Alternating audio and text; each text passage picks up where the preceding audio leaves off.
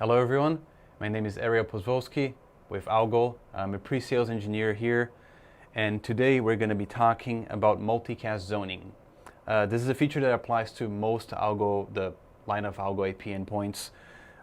Specifically, we're going to be focusing on the 8301 for the sake of the example. That's what I'm going to be using for my screen sharing, but bear in mind, it does apply to most of our line of products, including IP speakers, IP visual alerters, etc.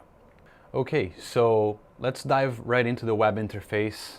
I have my 8301 up here, as you guys can see. I'm already logged in the status page, so we'll head over to basic settings first, and then within basic settings we're going to go to the sub-tab called Multicast. And first thing you can see is multicast mode is set to none. That's the way it should be out of the box from factory. For the example, since we're talking zoning and etc., we're going to be configuring this as a transmitter. So go ahead and hit transmitter.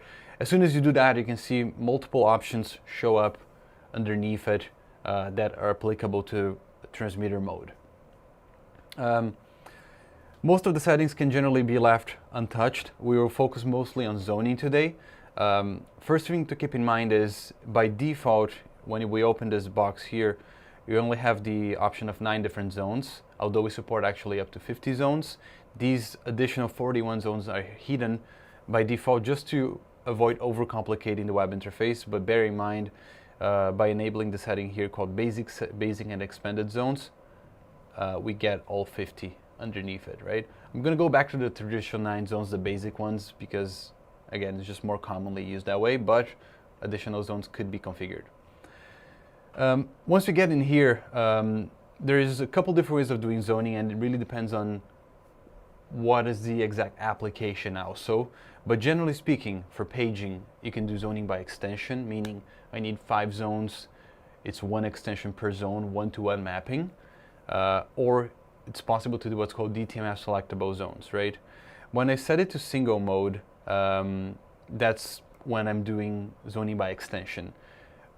When I change the zone selection mode to DTMF selectable, I'm gonna have 1 extension. Every time I dial, I'm gonna be prompted to select a zone. Again, talking about paging here specifically, zoning is applicable to emergency alerting, to ringing, etc. But for the sake of the example, we'll talk paging. When we select DTMF selectable zoning, we have the option down here for DTMF settings. So DTMF is what allows you to select the different zones as you're paging, right? So you dial an extension, let's say, then you push 1 for zone 1, 2 for zone 2, so on and so forth. Before you actually select the zone you want to page over to, you have the option of using a prompt tone, right? The prompt tone by default is just a double beep. As you can see down here, you do have the option of selecting a custom one. Again, a custom audio file can be uploaded as always, MP3 or WAV file, and it may contain something that is unique to your requirements. Press 1 for office, 2 for warehouse, 3 for alcohol, for instance. I'm going to leave it at default right now, but that's basically it in terms of zoning. Once I have this set to transmitter mode, DTMF selectable zoning, and I select my zone selection tone at the bottom here, it is mostly all set. That concludes our overview on multicast zoning. We focused more on paging, but again, bear in mind this applies to any setting within the line of Algo AP endpoints.